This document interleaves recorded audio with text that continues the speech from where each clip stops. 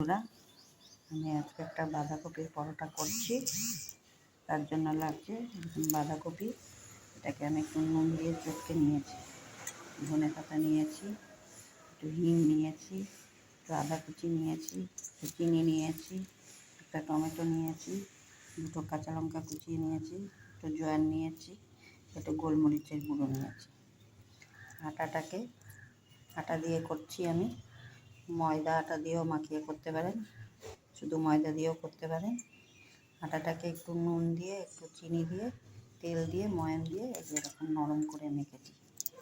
আমি এখন এগুলোকে সব একসাথে মাখবো, তারপর করবো। বাঁধাকপিগুলো কিন্তু কাঁচাই আছে, আমি এগুলো সরু সরু করে কুচিয়ে এটাকে নুন দিয়ে চিপে জল বের করে নিয়েছি। তাও দেখুন একটু জল জল রয়েছে, তার জন্য আমি এইটুকুন ছাতু নিয়েছি। ছাতুটা দিলে বাইন্ডিংটা চলে আসবে। এটা দিয়ে এখন আমি মাখাবো।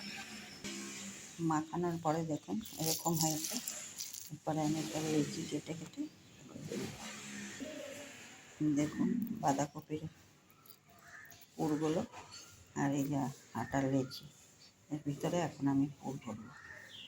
যে আটাগুলোকে এমনি করে নিয়েছি, দিয়ে পুরটাকে এর মধ্যে দিয়ে দিলাম, দিয়ে এইভাবে মুড়ে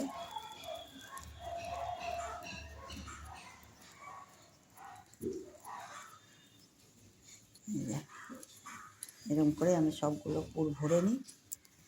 এই দেখুন পুর ভরে এই যে বেলবো, একটুখানি ঠেসে ঠেসে নিচ্ছি, আস্তে আস্তে বেরোতে হবে।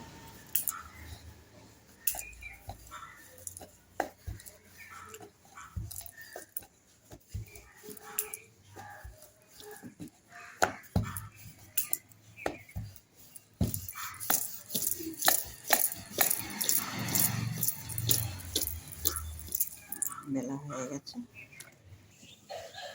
দেখুন তাওয়াতে দেখতে দিয়ে দিয়েছি।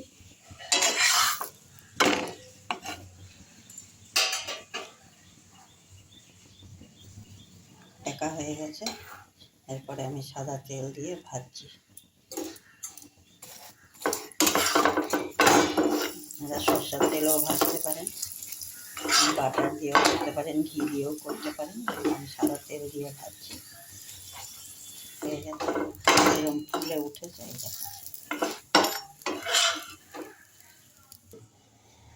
দেখুন পরোটাগুলো হয়ে গেছে, কত সফট হয়েছে।